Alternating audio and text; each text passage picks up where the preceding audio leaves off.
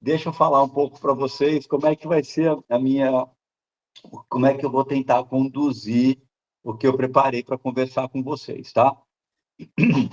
Eu acho assim, como eu não sou da área jurídica e o SNUC é uma lei, tratar ele ao pé da letra, por mim, com a minha propriedade jurídica, parece um pouco enfadonho. Então, eu vou tentar fazer aqui para vocês um pouco de falar como o Snook surge, por que que o Snook tem essa forma, né? Como que a gente chega no Snook, qual a importância de ter um sistema nacional, qual é a importância de ter um sistema de categorização das unidades de conservação, por que nós precisamos disso? E contando um pouco como as áreas protegidas se entrelaçam com isso, como elas absorvem o SNUC, e eu vou fazer assim, em alguns momentos eu vou estar falando do Brasil todo, em alguns momentos eu vou estar falando de uma área menor, então a gente vai estar transitando bastante entre escalas. E aí eu peço, assim, eu não vou estar olhando aqui vocês, que eu estou vendo na tela a apresentação cheia, então, por favor, se tiverem perguntas no chat, alguma coisa, me avisem, porque eu não vou estar vendo, tá ok? Então, beleza. Então, vamos lá. A primeira coisa que a gente tem que pensar é a seguinte, né?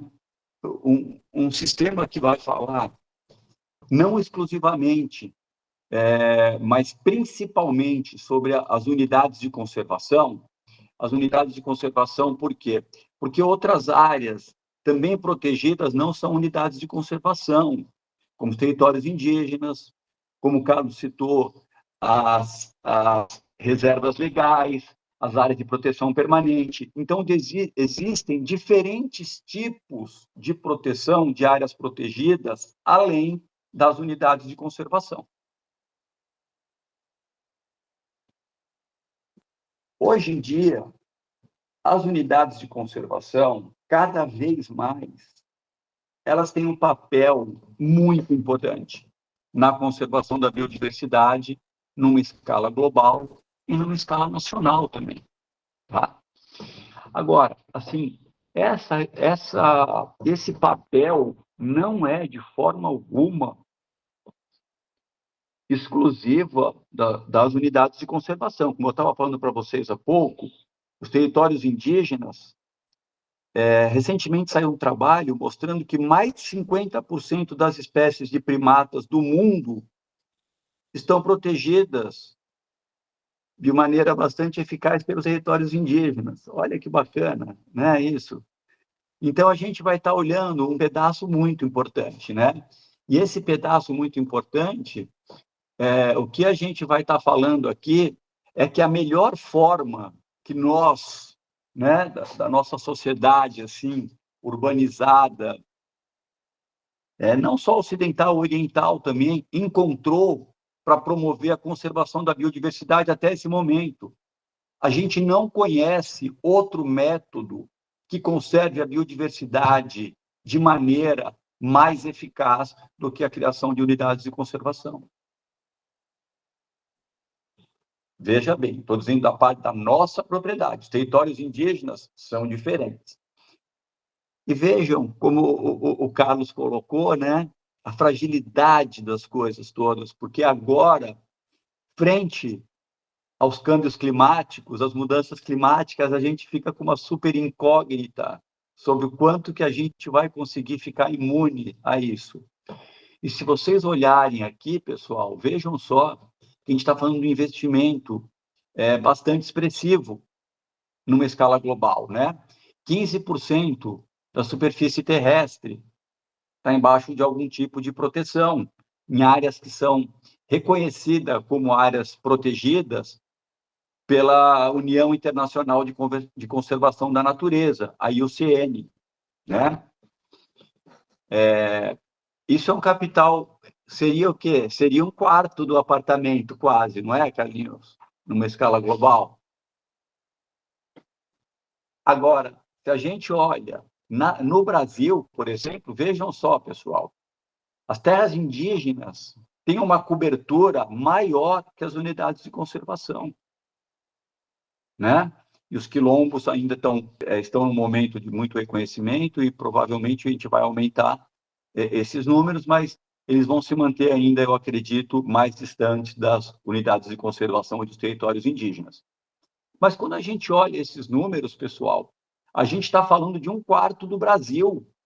1/4 do Brasil, considerando os territórios indígenas, está aonde? Está embaixo de um ordenamento territorial para a proteção da biodiversidade.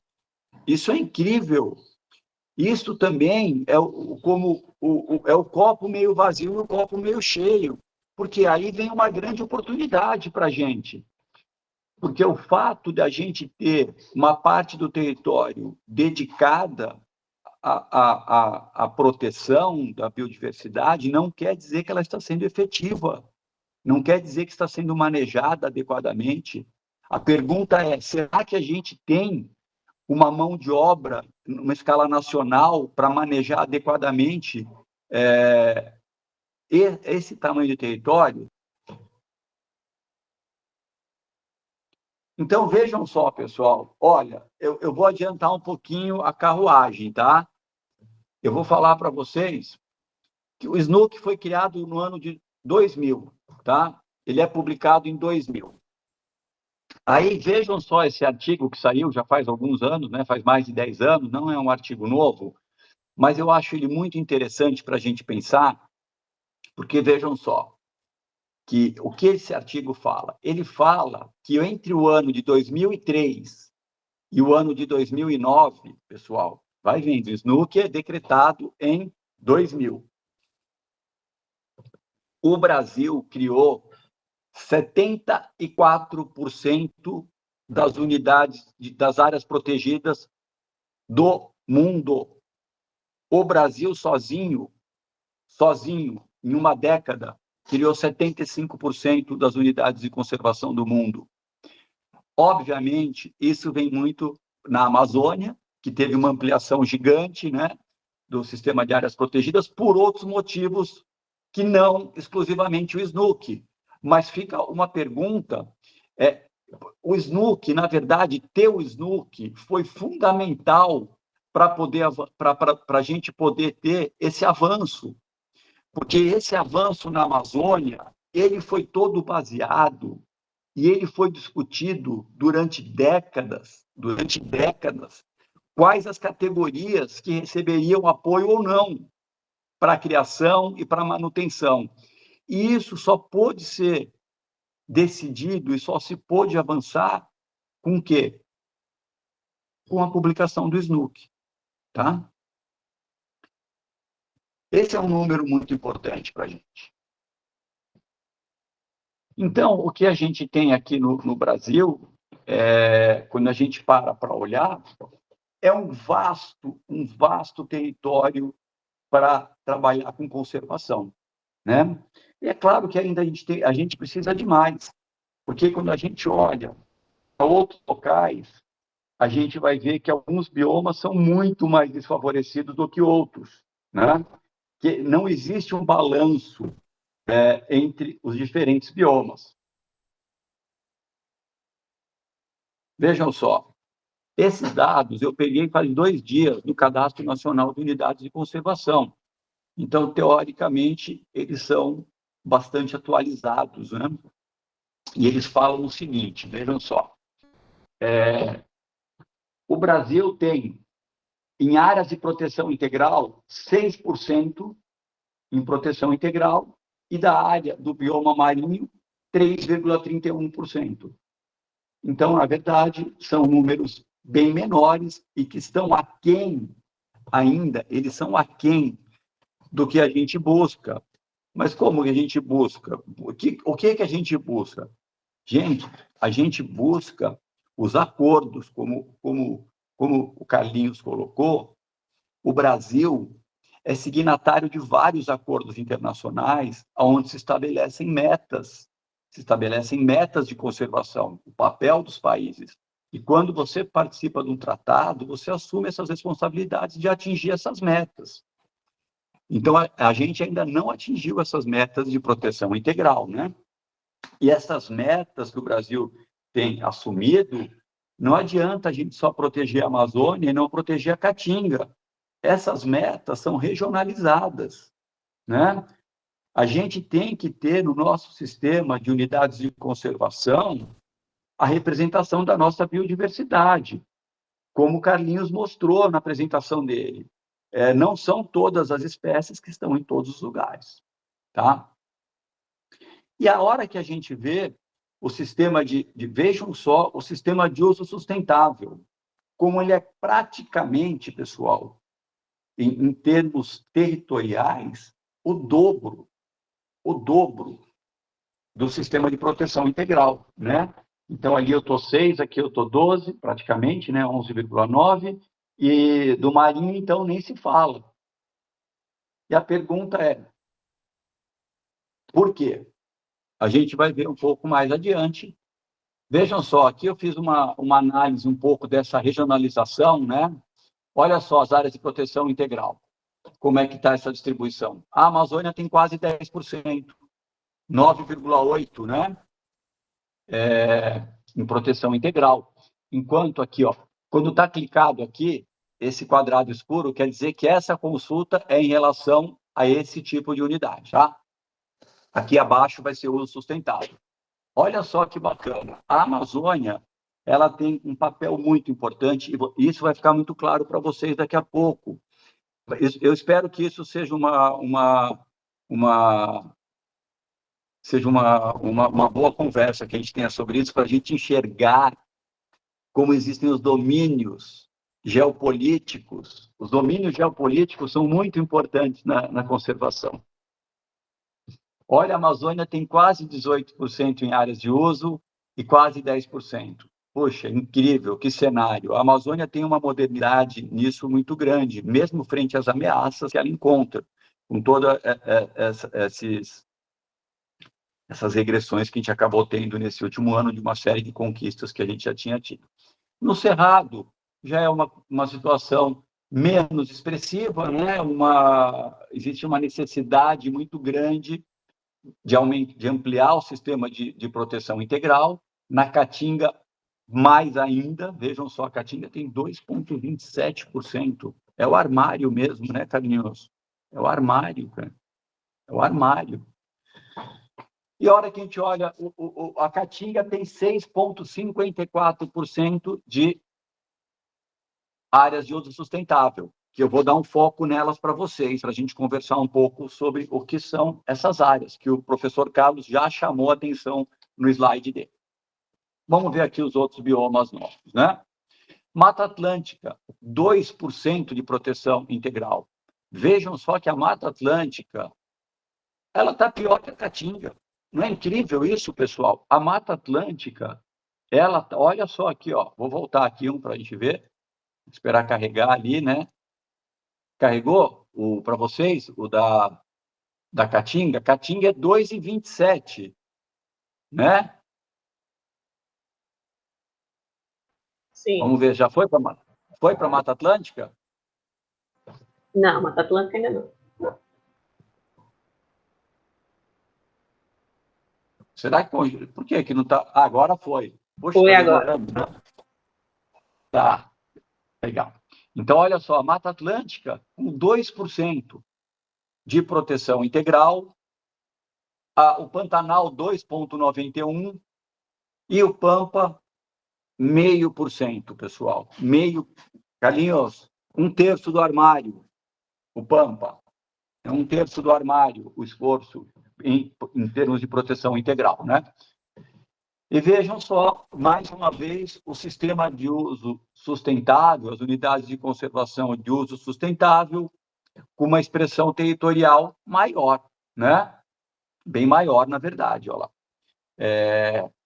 Na Mata Atlântica, 7,64%, no Pantanal, menos, né? 1,77%. O Pantanal é muito, muito interessante como a conservação, os mecanismos de conservação da biodiversidade se acomodam de maneira diferente, e a Lívia vai estar tocando nisso, eu tenho certeza, com vocês, né? Então, vamos lá. Dentro disso tudo, no cenário nacional, pessoal, olha só como é que a gente tem. Esse slide aqui é interessante porque ele vai mostrar um pouco para a gente como esse sistema está estruturado sobre 4 pontos de vista. O primeiro ponto de vista é a esfera administrativa, que a gente vê que, na verdade, olha que legal, em termos de expressão territorial, quem detém maior responsabilidade disso são as secretarias estaduais de meio ambiente, que é quem tem mais território, 42,91%, né? 43% praticamente das unidades de conservação estão sob gestão das secretarias estaduais, tá? Enquanto que praticamente 38% estão sobre a gestão federal. E até, eu não sei para vocês, mas para mim é surpreendente ter esse valor de 19% na esfera municipal. Né? Vamos seguir. Legal. Essas unidades elas estão distribuídas como 32% em proteção integral e 68% em uso sustentável. O que me parece uma proporção muito melhor, o que me parece uma proporção bastante adequada. Aqui, gente, quando a gente está falando da implementação de uma das ferramentas mais importantes que uma unidade de conservação tem, que é o quê? Que é a formação de um conselho. Uma unidade de conservação, para ela funcionar bem, ela deve ter um conselho, que são as pessoas que atuam nela, que são atores envolvidos com aquele território, sejam das comunidades, sejam do poder público, sejam representantes do empresariado, mas a gente tem que ter um conselho que discuta, e a gente vai falar um pouco sobre isso mais adiante, porque o SNUC coloca regras para isso. O SNUC define a importância desses conselhos, né? E a composição e o poder que eles têm. Os conselhos vão ter poderes diferenciados em função da categoria da unidade. Uma EPPN também tem conselho, tá? Então, vejam que nesse ponto, que é um primeiro indicador de eficácia da nossa gestão, a gente já tem um número não muito bom, não é verdade? A gente tem 70% das nossas unidades de conservação ainda não tem um conselho gestor. E quando a gente vai olhar a principal ferramenta de gestão de uma unidade de conservação, esse quadro piora mais um pouco. Ele piora mais um pouco porque a gente tem somente 20% das unidades com planos de manejo realizados. Agora, eu estou agora na minha cabeça, eu estou vendo a apresentação do Carlos, porque aqui, sabe o que eu estou? Eu estou vendo um mercado gigantesco precisando de pessoas para a gente avançar com isso, avançar com esses planos de manejo. Existe uma sinalização muito positiva. O ICMBio tem trabalhado, o ICMBio trouxe um método que eu vou mostrar para vocês, não vou mostrar o método, mas eu vou dar a referência para vocês, para a gente acelerar a velocidade do desenvolvimento desses planos de manejo, né? Então, eu veria isso, esse quarto gráfico como uma grande oportunidade para o que a gente está conversando agora. Existe um mercado para ser ocupado, a gente precisa de bons profissionais para fazer isso. Eu acho que a gente está quase pronto, a gente só precisa conversar mais um pouquinho para fazer isso. E, gente, vocês lembram o tamanho do território que é isso, que a gente abordou no início da apresentação? A gente está falando de uma extensão territorial gigantesca, né? E com uma complexidade incrível, como a gente viu no caso da diversidade da Caatinga, que o Carlinhos mostrou, mas isso vai se estender para os outros biomas. Como o Carlinhos falou, a América do Sul, os neotrópicos, são super complexos. Todos os nossos sistemas aqui são complexos em termos de biodiversidade. E aí eu vou falar um pouquinho para vocês de como é que vem. Como eu falei para vocês, tá? Talvez vão para... Isso é uma pincelada aonde vão ficar vários e vários pontos relevantes, talvez importantes, de fora. E se alguém tiver a lembrança disso, por favor, traga para nós aqui.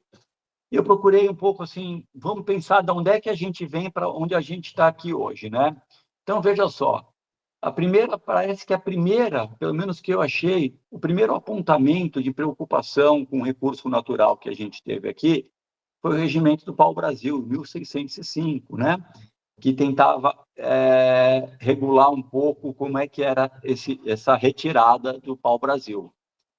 Aí depois, em 1844, a gente já teve essa preocupação com a restauração da Floresta da Tijuca, no Rio de Janeiro, né?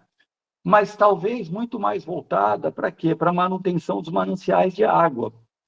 Os mananciais de água sempre foram um motor muito importante para promover a conservação, porque o ser humano, a água é um recurso muito importante, então ele sempre acaba motivando isso, né? Aí olha que bacana isso. Em 1876, apenas 4 anos depois da instituição do primeiro Parque Nacional norte-americano, que é o Parque Nacional de Yellowstone, André Rebouças propôs a criação de parques em 7 quedas e na Ilha do Bananal. Então, né, gente, eu achei tão bacana essa informação, porque, assim, parecia que a gente tinha uma distância maior nisso tudo, mas o Brasil é muito bacana, assim, eu vou passar esse artigo para vocês, né, sobre a história das áreas protegidas no Brasil, e o que os autores colocam é que o Brasil surge, a preocupação conservacionista com unidades de conservação surge no Brasil da escola do iluminismo, muito mais influenciados pela ciência, muito mais influenciados por embasamento em informações do que a escola conservacionista que surge nos Estados Unidos, com uma visão romântica das paisagens. Então, tem uma diferença que ele coloca nas influências do surgimento dessas duas escolas, tá? E eu não vou entrar em detalhes disso, né? E aí, o que ele coloca, esses autores, que em 1896, então, antes, olha só, antes de se criar Itatiaia, e a gente está falando 40 anos antes, a gente teve a criação de 3 áreas protegidas no Brasil, que não eram parques nacionais, né? Que, olha só, a Reserva Florestal da Serra da Cantareira. A Serra da Cantareira, hoje em dia, é o Parque Estadual da Serra da Cantareira, que ele é uma área protegida especificamente pela conservação dos mananciais de água, para ter água para a cidade de São Paulo. Esse é um dos 2 mananciais importantes de água, né? A Estação Biológica do Alto da Serra, em Cubatão, e em 1909, a Reserva Estadual de Itatiaia. Então, vejam só que eu não sei dizer para vocês se essas unidades de conservação, se essas áreas protegidas, qual era o status que elas já tinham nessa época, se elas tinham os mesmos limites. Mas vejam o que eu estou querendo trazer para vocês. Eu estou querendo trazer para vocês que quando se promulga o primeiro Parque Nacional Brasileiro, a gente tinha pelo menos 40 anos de discussão já sobre isso.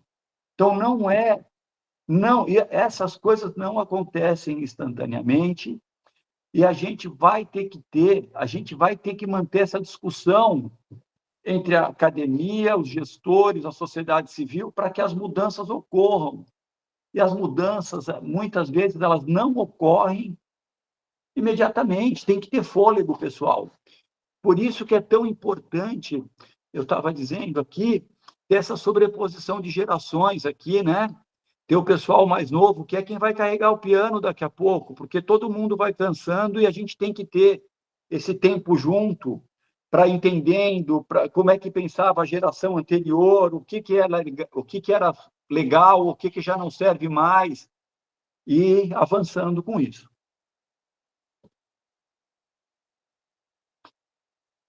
Agora, a gente teve o quê?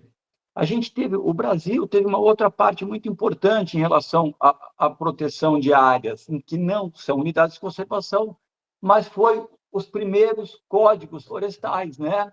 O primeiro código florestal e o primeiro código de águas. Então, o Brasil já teve isso. Veja bem que vem um pouco antes de se decretar o Parque de Itatiaia.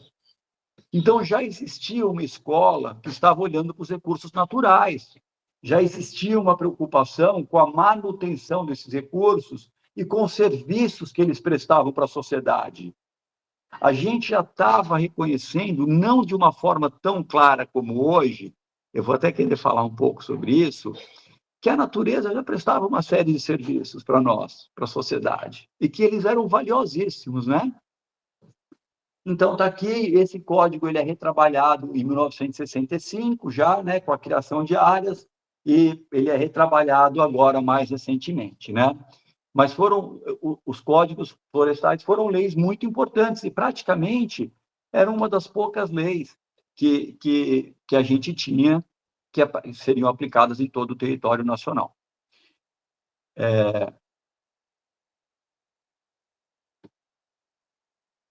Deixa eu só falar uma coisa. Espera só um minutinho aqui. Não, tudo bem. Então, em 1937, a gente tem a criação do nosso primeiro Parque Nacional de Itatiaia. E aqui, né, hoje, os morcegos estão em alta. Esse é outro morcego também, um insetívoro incrível. Um insetívoro incrível, uma espécie muito pouco conhecida, que a gente já localizou dentre das centenas de cavernas que a gente já mostrou aqui, em 2 áreas somente, 2 áreas. Provavelmente, a gente achou a maior população conhecida dessa espécie do mundo. Está aqui, fora de uma área protegida, e numa área super ameaçada, que é em Felipe Guerra. Uma área com nível de perturbação crônica, como o Carlos mostrou, do trabalho da Marina, altíssimo, altíssimo, né? E aí eu vou aproveitar a fotinho do morcego para falar para vocês o seguinte, né? Ontem foi Dia dos Pais, a gente tem sábado, domingo, feriado, não é verdade? A gente tem atestado médico. Esses caras aqui que a gente está vendo aqui agora, eles trabalham 7 dias por semana, 24 horas por dia. Para a gente também, eles prestam muitos serviços, né? Então, a nossa preocupação de manter a biodiversidade, esses caras prestam muitos serviços, como o Carlos estava dizendo, sobre essas redes de interação. Alguém planta o que nasce, alguém poliniza uma flor, né? Alguém come um inseto, alguém fertiliza o solo, alguém faz os ciclos biogeoquímicos. Meu, esse pessoal trabalha todo dia, não tem sábado e domingo. Eles só estão pedindo para, deixa eu trabalhar, dá um espacinho para mim trabalhar. Então, essa é uma preocupação nossa. A gente já reconhece hoje, num nível muito mais refinado, a quantidade de serviços que as espécies prestam para a gente, não só os sistemas, não é só a floresta, que as espécies têm papéis diferentes, tá? Bom, vejam só, o Snook, ele surge, é super bacana como surge o Snook, porque ele teve muitas influências. Então, a primeira coisa, se vocês voltarem um tempo um pouco mais, a gente tem a IUCN, que é a União Internacional de Conservação da Natureza, que é uma das, talvez seja a organização governamental global, né, que ela tem mais de 70 anos, que trabalha com avaliação de riscos de extinção, e que criou, antes do Snook, uma classificação de áreas protegidas para o mundo. E isso é muito importante. É muito importante a gente ter sistemas que são maiores que os nacionais, porque muitas espécies têm uma distribuição mais ampla que um país. E eu preciso entender o nível de proteção dela com o sistema internacional. Por quê? Porque os países têm sistemas muito diferentes de unidades de conservação, categorias muito diferentes, né? Então, muitas vezes é muito complicado a gente estar enxergando isso junto, tá? Bom, então o SNUC, ele vem nessa onda já. O pessoal tinha visto o sistema da IUCN. A gente chega, o Brasil, a Rio 92 teve um papel fundamental. A Rio 92 foi um lugar onde se abriu muito, de uma forma muito, muito contundente essa discussão da necessidade de a gente ter uma lei que definisse as categorias, tá? Então, vejam só, essa discussão da formação do SNUC, ela ficou, depois de pronto, depois de ter as primeiras versões, olha só as primeiras versões, ele teve versões no final dos anos 70 e início dos anos 80, as primeiras versões. Isso ficou tramitando 20 anos em discussão, até ir para o Congresso e para o Senado. Por quê? Porque foi talvez a primeira vez que a gente teve duas escolas, existiam diferenças no pensamento entre... Vão lendo aqui a hora que der. Existiam diferenças, né, nas escolas que estavam discutindo o SNUC, que estavam formatando o SNUC. Então, aí vem essa coisa de que está no SNUC, é definido no SNUC como o termo, o que significa preservação e o que significa conservação. Esse foi um ponto fundamental. Essa foi uma discussão que durou anos. Anos, por quê? Porque a preservação é colocado como áreas que você não tem manejo. Você não tem manejo. A preservação são áreas pristinas, áreas que você vai manter elas intactas. Enquanto que a conservação, você consegue promover manejo, você consegue promover atividades compatíveis com a conservação, que é o caso das RPPNs, por exemplo. As RPPNs entram nisso. Muitas das unidades que recebem visitação, a visitação é uma atividade de manejo. Quando a gente está promovendo a visitação, quando a gente está abrindo uma trilha, a gente está fazendo manejo da nossa área, não é verdade? Bom, então, isso abre uma coisa muito bacana, porque a gente estava num momento... a gente pode colocar uma influência gigante. Para mim, é impressionante como o Chico Mendes afetou tudo isso, porque o Chico Mendes, essa ideia socioambiental de estar manejando, de comunidades estarem manejando as áreas protegidas, isso tudo foi embrionário com as ideias de Chico Mendes, do grupo que vinha do Acre, né? E isso vem muito antes do SNUC se formatar. Então, várias políticas foram definidas depois de muito debate sobre grupos que acreditavam que a conservação era antagônica com pessoas, que você não poderia, que um parque nacional não deveria ter ninguém, e outras pessoas que não, que defendiam que pessoas poderiam promover um manejo mais adequado e que o uso é compatível com a diversidade biológica, né? Então, isso foi uma loucura e isso permeou. E por que eu estou dizendo isso? A gente já está falando aqui faz tempo e todo mundo cansado de saber. Essa discussão, gente, acabou criando os dois grupos. Os dois grupos de proteção integral e uso sustentável nascem dessa dicotomia de escolas.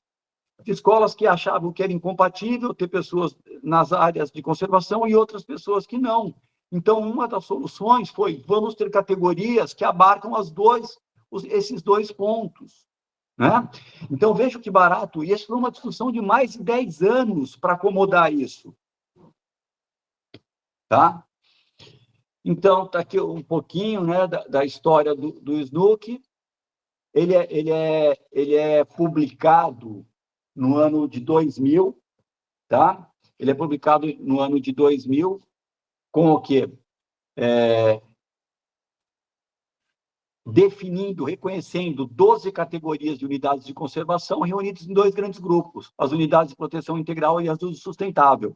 A gente tem 5 categorias de proteção integral e 7 de uso sustentável, tá? O Snook é facilmente acessado, mas eu salvei uma cópia também, eu vou colocar no Drive para o acesso de vocês.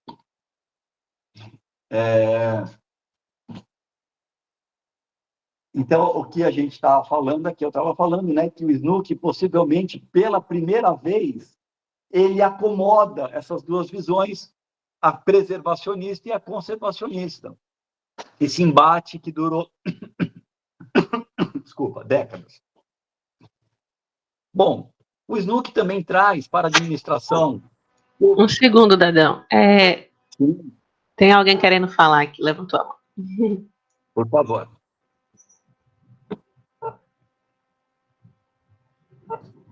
Não? Acho que deve ter levantado sem querer, então. Então, posso seguir a toada? Pode. Então, tá bom, vamos lá.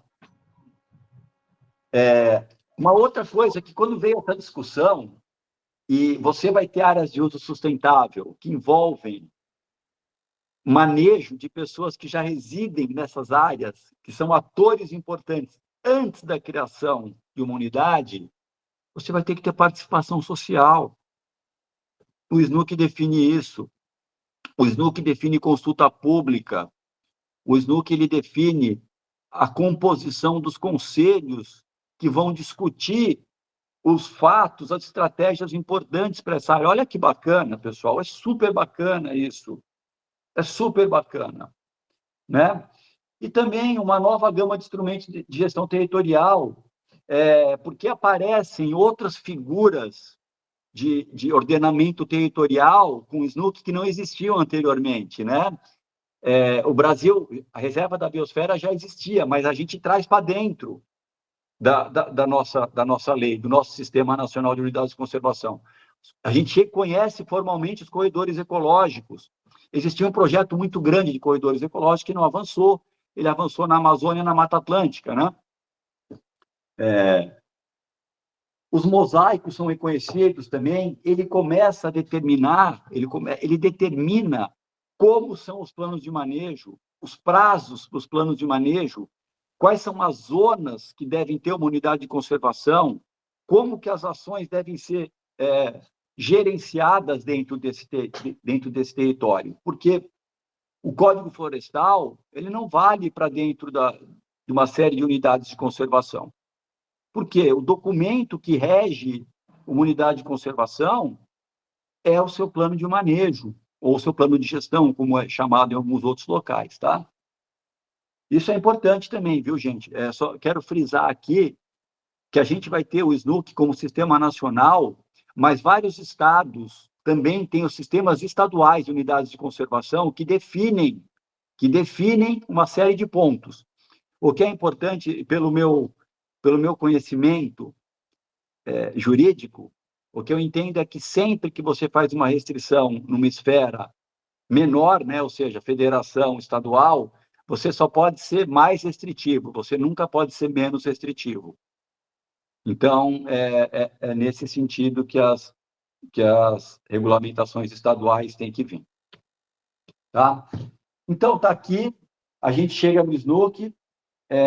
O Snook é um documento que ele define os seus motivos, né? Ele define os seus objetivos de uma forma bem clara. Ele inicia com os seus objetivos, vejam só.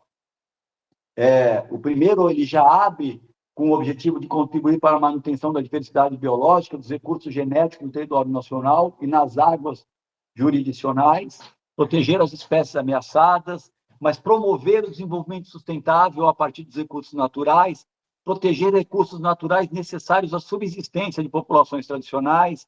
Então, ele já vem com... O Snook nasce impregnado de socioambientalismo. É super bacana isso, gente.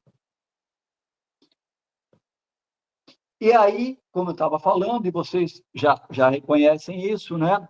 Ele traz essas categorias. Ele traz 5 categorias de proteção integral e 7 categorias de uso sustentável. Está aqui as RPPNs, né? Aqui embaixo, Reserva Particular do Patrimônio Natural, como uma... dentro do grupo de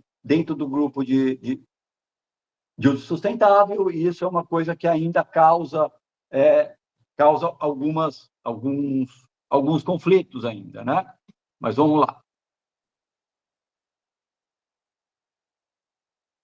Dessas categorias, eu gostei muito dessa tabela, sabe, pessoal? Essa tabela eu peguei no Wikipédia, mas eu achei ela excelente, porque ela mostra, eu achei essa origem, essa coluna de origem muito bacana, pessoal. Muito bacana. Ela mostra a origem da categoria, da ideia da categoria. Então, quando ela fala aqui, Estação Ecológica SEMA, por quê? Porque em 81, o Brasil não tinha Ministério do Meio Ambiente. A gente tinha uma Secretaria do Meio Ambiente. A gente não tinha, o meio ambiente não tinha um status de ministério nessa época. E aí, nessa época, quem era o secretário era o Paulo Nogueira Neto. O Paulo Nogueira Neto, uma das maneiras que ele conseguiu ampliar o nosso sistema de áreas protegidas foi com a figura das estações ecológicas. Então, a gente teve um monte de criação de estação ecológica. Então, essa ideia, essa categoria vem dessa época. A reserva biológica vem da Lei da Proteção dos Animais, que é uma lei incrível, né? Porque ela é uma lei puramente ética. A lei de maus tratos aos animais, ela é 100% ética, ela não é utilitária. Isso é lindo. A gente tem uma sociedade, né? O Gandhi não falava isso, que a gente reconhece uma nação pelo jeito que ela trata seus animais. Então, a gente tem uma lei que reconhece os direitos éticos das espécies, é incrível. Eu morro de orgulho dessas leis. A gente tem que promover mais elas, né? Legal. O Parque Nacional já vem do Código Florestal de 34. Então, olha só como o Parque Nacional é a figura mais antiga, é a forma de promover isso mais antiga que a gente conhece. E surgem as novas, o SNUC traz propostas novas para nós, como o Refúgio da Vida Silvestre. Aparece essa categoria no SNUC, não existia. Aparece também o Monumento Natural, né? E muito também porque essas categorias a gente vai ver um pouco mais a seguir. Eu sei que eu estou bem pertinho do meu tempo, mas vai dar tempo. Para acomodar um pouco da situação fundiária, porque é muito complicado o processo de desapropriação. Eles são muito custosos em geral, não é? Ok. E aqui, assim, também um pouco das origens, né?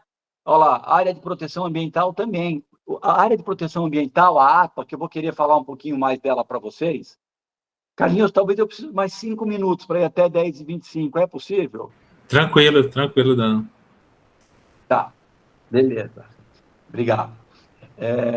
Então, a gente vai ver, olha só, a APA também. Por quê? Porque o Paulo Nogueira Neto, ele fez uma viagem para a Europa e ele conheceu essa figura de ordenamento, essa categoria em Portugal, as APAs. E ele trouxe para dentro, ele trouxe essa ideia das APAs já existiam antes do SNUC. O SNUC reconhece as APAs, né? Então, a gente aqui vai estar vendo a área também, né? A área de relevante interesse ecológico, que, ao meu ver aqui, já fica uma sugestão, seria uma ótima sugestão para a gente estar encaminhando uma área protegida, uma unidade de conservação na Serra do Feiticeiro, porque é uma área muito especial para a diversidade potiguar da Caatinga, muito. Então, essa talvez fosse uma categoria que permitisse a gente estudar, preservar essa área. Então, seria eu acho que talvez seja uma boa categoria para a gente estar pensando na criação de algo nessa área. As RPPNs já existiam, elas já existiam anteriormente, tá? Elas já existiam anteriormente e assim por diante, né? Então, uma outra, agora, olha que barato. Gente, olha o que é o socioambientalismo entrando. As reservas de desenvolvimento sustentável e as reservas extrativistas são reconhecidas e propostas formalmente no SNUC.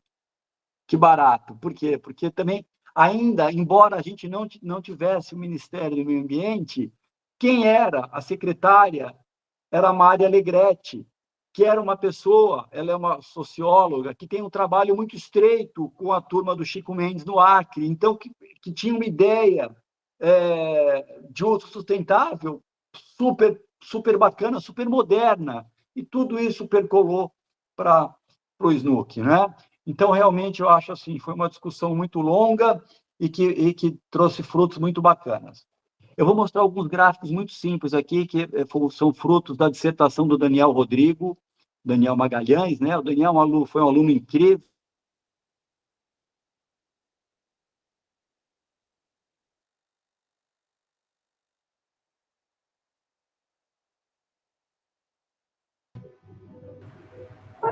Olá, Dadão, O Dadão deu uma caída, eu acho. vou avisar ele.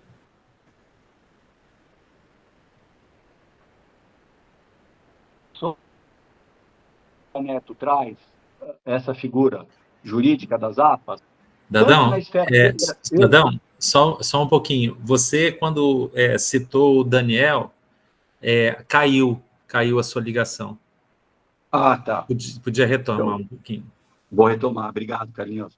Estava dizendo que o Daniel foi um aluno do nosso programa de pós-graduação, que foi gestor muitos anos no IDEMA. Ele foi o gestor da APA Bonfim Guaraíra, ele foi gestor de outras áreas também, um cientista incrível, um gestor incrível, né? E ele fez um trabalho excelente, que é o que eu estou mostrando para vocês algumas dessas coisas.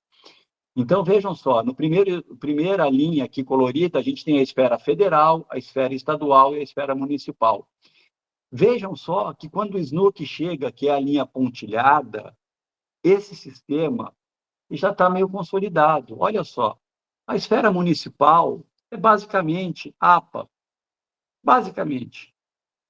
Né? A gente tem as APAs, praticamente APAs fazem, aqui é de 0 a 100%, né? Então ele é esmagadoramente, a expressão territorial dele é APA. Já nas estaduais, você tem aqui um balanço melhor, né? Mas com uma porcentagem de quase 50% em APA, quase metade é APA no estadual. Enquanto federal tem uma distribuição mais equilibrada. Tem uma distribuição mais equilibrada e as APAs têm uma quantidade menor. Tá? Eu não vou nem entrar na discussão do porquê disso, é só para a gente ter uma ideia de como isso está estruturado. Agora, quando a gente olha nos biomas, aqui, isso que eu queria mostrar para vocês, gente, porque ó, eu vou olhar a caatinga primeiro, tá? Então, olha só, a caatinga, quando aparece a figura da APA, a gente não tinha APAs ainda. Dali a pouco ela começa a ser absorvida, e hoje em dia, como o Carlos mostrou no slide, a maior parte das nossas áreas protegidas, das nossas unidades de conservação na Caatinga, estão na APA. Agora, olha a Mata Atlântica, olha o Marinho, olha o Cerrado, olha o Pampa. Então, o que a gente está fazendo, basicamente, se isso fosse nosso dinheiro e as categorias fossem aplicações, a gente está colocando o nosso capital de conservação nas APAs, que é uma categoria que ainda precisa provar para a gente o quanto que ela é eficaz na conservação da biodiversidade. Vejam só, se a gente tirar as APAs da Mata Atlântica, aquele 60% que a gente viu, pessoal, só tem 2% de conservação, e com janelas mais complicadas, né? As APAs, a gente tem que valorizar muito as APAs e trabalhar muito duro com as APAs para trazer um valor de conservação para elas gigantes. E nisso eu acho que as APAs fornecem uma ótima oportunidade para estar sendo criadas RPPNs dentro dessas APAs, tá? Então, aqui, o SNUC, ele traz um capítulo exclusivo sobre o plano de manejo, tá? Sobre as reservas que todas as unidades de conservação necessitam de plano de manejo e como esse plano é publicado, né? Então, ele é publicado em portaria do órgão executor, ou seja, se ela for uma EPPN nacional, ele vai ser publicado pelo órgão federal, e se for estadual, pelo órgão estadual, perdão, tá? Já, olha só, as RPPNs não, as áreas, as reservas extrativistas e as RDS em resolução do Conselho Deliberativo. A gente reconhece, olha que bacana, eu vou mostrar para vocês daqui a pouquinho, né? E aí, os órgãos executores do sistema, o ICMBio tem as cartilhas, tem os processos para fazer esse plano de manejo.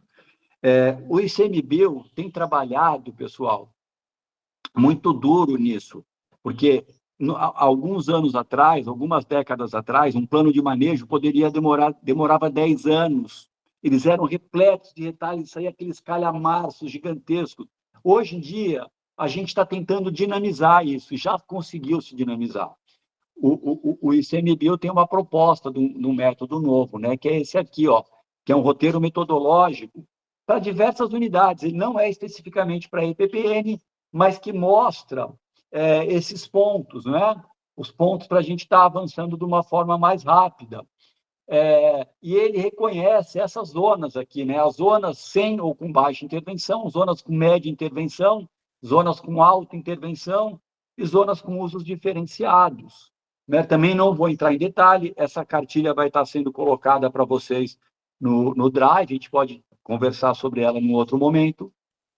Né? E vejam só aqui, ó. Todo mundo está aqui, né? Mas as EPPNs não. As EPPNs, a Reserva de Desenvolvimento Sustentável da Fauna Extrativista, Floresta Nacional, ela não está, porque ela tem exigências diferenciadas em relação a essas outras áreas públicas, ok? E aqui, assim, um pouco, também eu não vou me alongar a isso, o que está escrito em NA é não aplicável, tá ok? Então, para você ver que nem todas as categorias são reconhecidas para todas as áreas. Elas têm algumas diferenças, é uma tabela ingrata, né, pela quantidade de informação, então me desculpem por isso.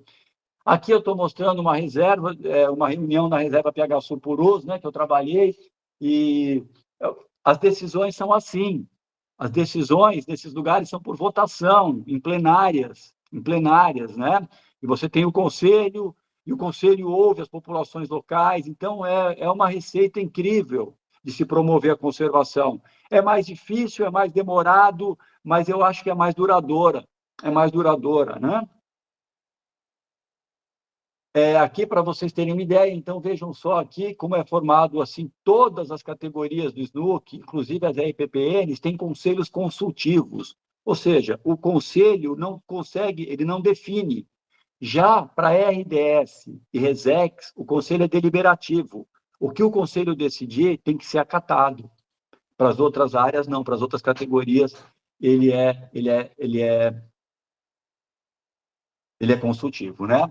Aqui é um pouco do domínio, né? O domínio público das terras privadas devem ser desapropriadas. Aqui, terras públicas ou privadas, então, é aquela história um pouco que o movimento natural e o refúgio da vida silvestre, você pode ter os dois, né? Você vai ter uma parte que pode ser do poder público, mas também você pode ter propriedades dentro. Isso acontece também com as APAs, as áreas, e acontece também, de certa forma, com as EPPN, as RDS, que muitas vezes têm áreas particulares também, tá ok? Olha, ó, domínio público, terras privadas podem ou não ser desapropriadas. Então, as unidades de conservação, elas são criadas por poder do ato público, então, na verdade, é uma loucura, porque quando a gente para pensar isso, quem cria uma EPPN não é o proprietário, é o governo. Quem cria é o governo, né? Apesar de ser uma propriedade particular, quem faz o reconhecimento daquilo como unidade de conservação e cria ela é o governo. A reserva particular do patrimônio natural é uma área privada, gravada com perpetuidade, né? Então, isso é muito importante, é um termo muito importante, que traz uma segurança territorial muito bacana para as EPPNs, né? Com o objetivo de conservar a diversidade biológica, e isso traz, assim, é muito legal esse compromisso, porque, olha só, esse aqui é um outro site que eu vou passar para vocês, porque as unidades de conservação públicas, elas, apesar da gente ter um território com uma segurança jurídica, vejam só que a gente está num momento que elas estão passando por processo de recategorização, de redução e de extinção. Então, olha só, isso aqui que está em clarinho aqui, mais claro, são as que estão propostas nesse momento. Então, olha só, isso aqui é extinção de áreas protegidas, aqui, recentes. E essas aqui já são as promulgadas. Então, mesmo isso é um fenômeno mundial, não é um fenômeno exclusivo do Brasil, mas existe, esse é um problema que as RPPN são mais robustas contra esse problema. Elas são mais fortes, né? Isso é um ponto super positivo das RPPNs. E agora, o que eu queria falar, muito obrigado, aqui a Chapada dos Veadeiros é uma coisa incrível, para Chapada dos Veadeiros não, Chapada dos Guimarães, é uma paisagem que você percebe, parece que você está chegando na América do Sul nesse momento, porque parece que você está há 30 mil anos atrás, né? E é isso aí. Muito obrigado, pessoal, por ter esse tempo para escutar aí e para a gente estar conversando, tá? Uma alegria estar dividindo com vocês.